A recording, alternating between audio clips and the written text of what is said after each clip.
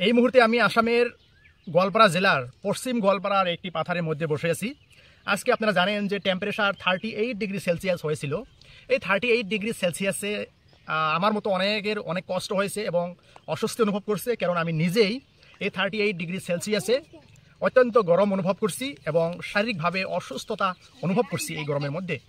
তো day by day যদি এইভাবে গরমটা বৃদ্ধি হয়ে থাকে, তাহলে চিন্তা করেন পৃথিবীর অবস্থাটা কেমন হবে।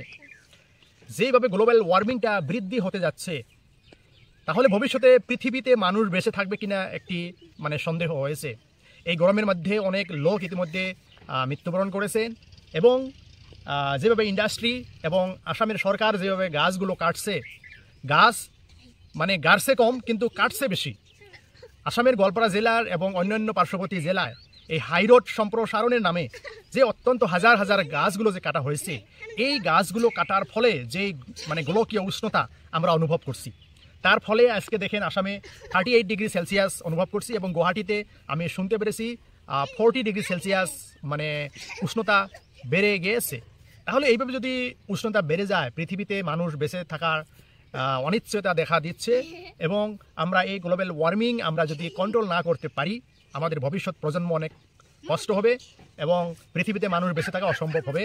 তাহলে এই গ্লোবাল ওয়ার্মিংটাকে আমরা কন্ট্রোল করতে চাইলে আমরা অনেক গাছ আমরা লাগানো দরকার, আমরা গাছ এখানে রোপণ করা দরকার এবং আসাম সরকারের যে হাজার হাজার গাছগুলো কেটেছে, অতি শীঘ্রই যদি আরও কয়েক লক্ষ গাছ যদি এখানে রোপণ করে, তাহলে গ্লোবাল ওয়ার্মিংটা কিছু পরিমাণে কন্ট্রোল করতে পারবো এবং যাদের মধ্যে ইন্ডাস্ট্রি যাতে না দেওয়া হয় এবং ইন্ডাস্ট্রি এবং মোবাইল টাওয়ার এবং গাড়ি মোটর বৃদ্ধি হয়েছে, এই গাড়ি মোটরে যেগুলো গ্যাস আপনার বের হয়ে যাচ্ছে, এই গ্যাসগুলোতেই পৃথিবীতে গ্লোবাল ওয়ার্মিংটা বৃদ্ধি হতে যাচ্ছে।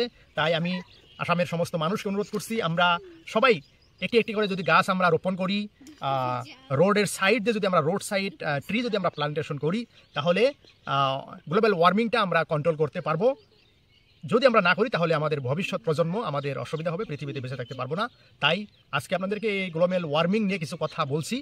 যদি ভিডিওটি আপনাদের ভালো লাগে, নিশ্চয়ই লাইক, কমেন্ট, শেয়ার করবেন।